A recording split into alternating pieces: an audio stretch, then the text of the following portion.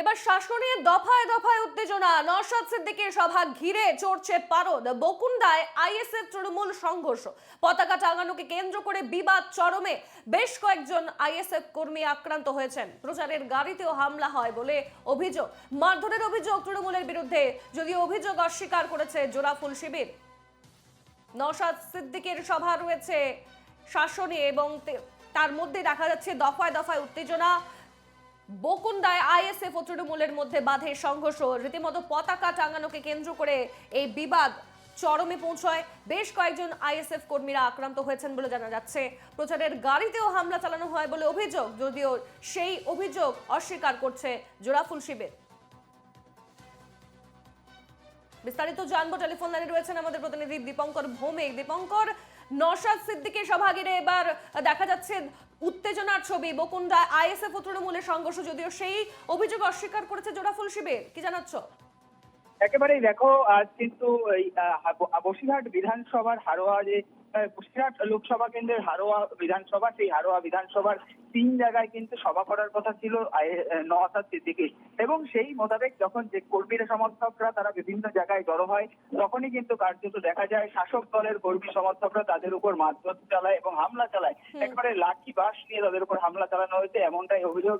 এই মুহূর্তে কিন্তু একেবারে চরম উত্তেজনা কিন্তু রয়েছে শাসন এলাকায়। পাশাপাশি শাসন যে মোড় আমিনপুর বাজার রয়েছে, সেই আমিনপুর মোড়ের কাছেও কিন্তু আইএসএফ তৃণমূলের সংঘর্ষ হয়। সেখানে একজন তৃণমূল প্রাক্তন অঞ্চল সভাপতি তিনি যেমন রক্তাক্ত হয়েছেন, পাশাপাশি কিন্তু একজন আইএসএফ কর্মী তিনিও কিন্তু রক্তাক্ত হয়েছেন, এমনটাই কিন্তু খবর উঠে আসছে। পাশাপাশি এই মুহূর্তে কিন্তু নওশাদ সিদ্দিকী যে আমিনপুর মোড়, সেখানে কিন্তু সেই মোড়ে সভা করার জন্য তিনি কিন্তু এগিয়ে যাচ্ছেন। এবং পাশাপাশি দেখা যাচ্ছে প্রচুর পুলিশ বাহিনী রয়েছে, পুলিশ কিন্তু পুরো ঘটনার সামাল দেওয়ার চেষ্টা করছে। তবে কোথাও গিয়ে যেন দেখা যাচ্ছে যে যে অশান্তি, সেই অশান্তি কিন্তু লেগেই রয়েছে এবং গোটা এলাকা কিন্তু ইতিমধ্যেই পুলিশ কিন্তু ফাঁকা করে দিয়েছে। পাশাপাশি কিন্তু যে আমিনপুর বাজার, সেই বাজার কিন্তু কার্যত বন্ধের চেহারা নিয়েছে। একেবারে সমস্ত দোকানপাট কিন্তু সেখানকার বন্ধ করে দেওয়া হয়েছে শাসক দলের পক্ষ থেকে, এমনটাই কিন্তু অভিযোগ উঠে আসছে, এমনটাই সূত্র মারফত খবর পাওয়া যাচ্ছে। এবং শুধু তাই নয়, পাশাপাশি এমনটাও দেখা যাচ্ছে যে কার্যত যে সমস্ত দোকানপাট পুলিশ সেখানে খোলা হয়, সেগুলো গতকাল রাত থেকেই খুলতে বারণ করা হয়েছে এবং বিভিন্ন যে সমস্ত আইএসএফ কর্মী সমর্থক রয়েছে তাদেরকে হুমকি দেওয়া হয়েছে যাতে এই মিটিং মিছিলে না আসা হয়। এবং ইতিমধ্যে যেমনটা দেখা যাচ্ছে, একেবারে যে আমিনপুর অর্থাৎ রাজারহাট যে রোড রয়েছে, রাজারহাট গোলাবাড়ি যে রোড, সেই রোড ধরে কিন্তু আইএসএফ যে চেয়ারম্যান নওশাদ সিদ্দিকী তিনি কিন্তু একেবারে উটখোলা গাড়িতে কিন্তু মিছিল করে ইতিমধ্যেই সেই আমিনপুর মোড়ের কাছে আসছেন। তবে এখানে যেমনটা আরো অভিযোগ উঠে আসছে আইএসএফ এর পক্ষ থেকে, তাদেরকে কিন্তু কোনো রকম ভাবে কোনো মঞ্চ বাঁধতে দেওয়া হয়নি এবং তাদেরকে কিন্তু কোনো সভা করার জন্য যে মঞ্চ বাঁধা বা মাইক বাঁধা, সেগুলো কিন্তু একেবারে শাসক দলের পক্ষ থেকে করতে দেওয়া হয়নি, এমনটাই কিন্তু অভিযোগ উঠে আসছে। বেশ, তুমি নজর রেখো এই খবরে। আপনাদের আরো একবার জানিয়ে রাখি, শাসনে এবার দফায় দফায় উত্তেজনা। নওশাদ সিদ্দিকীর সভা রয়েছে, সেই সভা ঘিরে চড়ছে পারদ। বকুন্দায় আইএসএফ ও তৃণমূলের মধ্যে বাধে সংঘর্ষ, পতাকা টাঙানোকে কেন্দ্র করে এই বিবাদ চরমে পৌঁছে যায়। বেশ কয়েকজন আইএসএফ কর্মী এ ঘটনায় আক্রান্ত হয়েছেন। প্রচারের গাড়িতেও হামলা চালানো হয়েছে বলে অভিযোগ। মারধরের অভিযোগ উঠছে তৃণমূলের বিরুদ্ধে, যদিও সেই অভিযোগ অস্বীকার করেছে জোড়াফুল শিবির। আপনাদের দেখাচ্ছে সেই ছবি, দেখুন কিভাবে রীতিমতো আইএসএফ ও তৃণমূলের মধ্যে বাঁধে সংঘর্ষ। দেখুন সেই ছবি।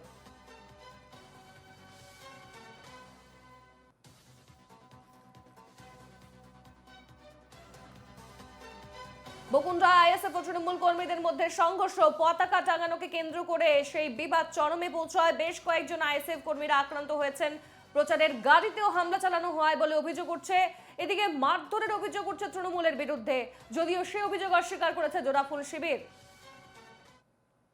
শাসনের দফায় দফায় উত্তেজনা। নওশাদ সিদ্দিকীর সভা ঘিরে চড়ছে পারদ। বকুন্দায় এবার আইএসএফ ও তৃণমূলের মধ্যে বেঁধেছে সংঘর্ষ।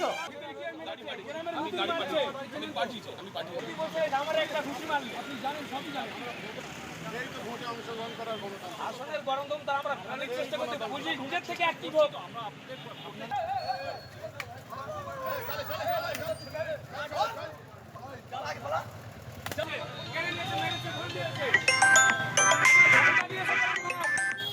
এবং আমাকে মেরেছে এখানে সুইট আমি তারা বলাকে দায়িত্ব প্রশান্ত দেখবো যদি প্রশাসন একদম নেয় ভিতরে গিয়ে মেরেছে গ্রামের মুখ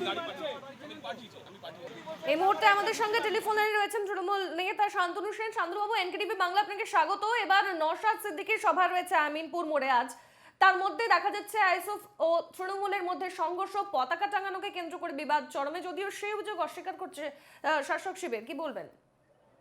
দেখুন, আইএসএফ দলটাই তৈরি হয়েছে বিজেপির টাকায় মদতপুষ্ট হিসেবে।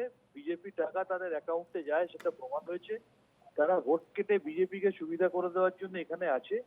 এবং যে দলটা তাদের নিজের রাজনৈতিক প্রতিষ্ঠা দিবসের দিন কলকাতার রাজপথে যেভাবে তাণ্ডব করেছে, অস্ত্রের ঝঞ্ঝনানি দিয়ে মানুষকে ভয় দেখিয়েছে, যে দলের কর্মীরা প্রকাশ্যে বলে হ্যাঁ আমাদের বাড়িতে বোম আছে, আমাদের বোম বাঁধতে শিখতে হয়েছে, সেই দলটা যে সন্ত্রাসকে হাতিয়ার করে নির্বাচনের আগে মানুষকে ভয় দেখাতে চায় এবং ভোট কেটে তৃণমূলকে অসুবিধায় ফেলে বিজেপিকে অক্সিজেন দিতে চায়, এটা সবাই জানে। মানুষ ওদের চরিত্র বুঝে ফেলেছে, এতে আর কিছু হবে না। বাংলার মানুষ তৃণমূলের সাথেই আছে। ধন্যবাদ শান্তনুবাবু।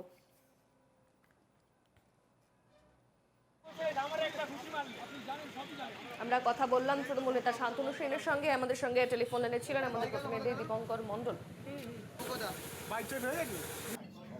বকুন্ডায় আইএসএফ ও তৃণমূলের মধ্যে সংঘর্ষ, যে ছবি আপনাদের দেখাচ্ছি, পতাকা টাঙানোকে কেন্দ্র করে বিবাদ চরমে পৌঁছয় এবং এই ঘটনায় আহত হন বেশ কয়েকজন আইএসএফ কর্মী।